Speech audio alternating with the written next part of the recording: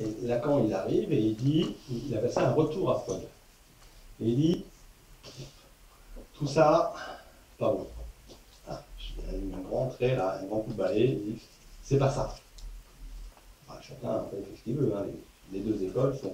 Peut-être l'école d'ailleurs comportementale est bien plus aujourd'hui bien plus importante que la psychanalyse lacanienne, voilà, une freudienne d'ailleurs.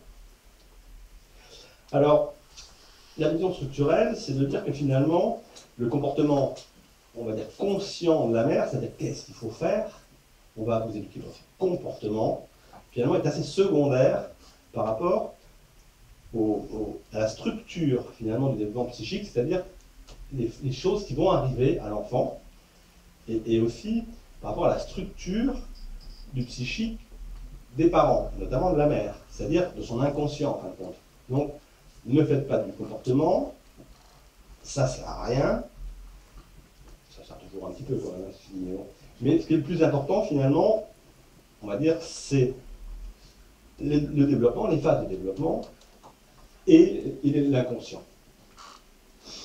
Alors, je prends, on en a parlé tout à l'heure, les phases orales, anales, génitales, qui quand même, bon, voilà, un développement structurel, hein, qui donne la libido.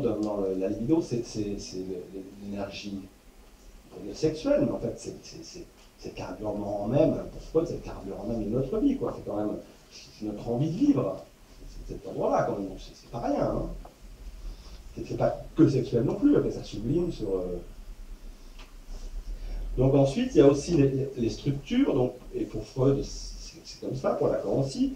Donc, psychose, perversion, névrose, en structure, c'est-à-dire qu'on passe tous, on est tous à un moment psychotique, et puis pervers, et puis pour ceux qui deviennent névrosés dans la structure, hein, pas dans la maladie, dans la structure névrosée, névrose obsessionnelle et névrose hystérique. Et donc on garde de ces structures des traits. On peut être par exemple névrose obsessionnelle avec des traits pervers ou des traits paranoïaques. Par exemple, le 11 septembre, c'est un complot en fait. Bon, là, on se dit, les petits traits paranoïaques qui sont venus un petit peu. Voilà, c'est-à-dire, on va dire comme ça. Alors, ce qui est intéressant aussi de ces structures, ce qu'il faut comprendre, c'est que ces structures, elles jouent par rapport au manque, encore. C'est-à-dire, comment j'accepte petit à petit cette diffusion, que j'accepte que ça manque. Et on pourrait dire comme ça, très schématiquement, hein, la schizophrénie, ça va être l'idée finalement, on reste dans le corps à corps, c'est-à-dire que avec le corps de ma mère, on forme un. On forme un, ça veut dire qu'il n'y a rien qui manque. Ma mère et moi, corps à corps, il n'y a rien qui manque. Donc, pour pouvoir persévérer dans cette idée, il faut quand même tordre pas mal la réalité. On est obligé de... donc, on laisse tomber le côté de la réalité pour garder cette idée.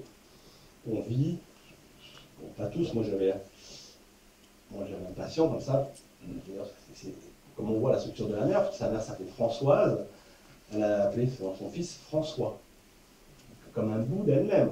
Bon, le patient il avait 55 ans, il vivait avec sa mère, mais nous faisons ceci, nous faisons cela. Bon, on était très loin, hein, mais voilà, c'est cette idée, la schizophrénie, on reste dans le corps à corps,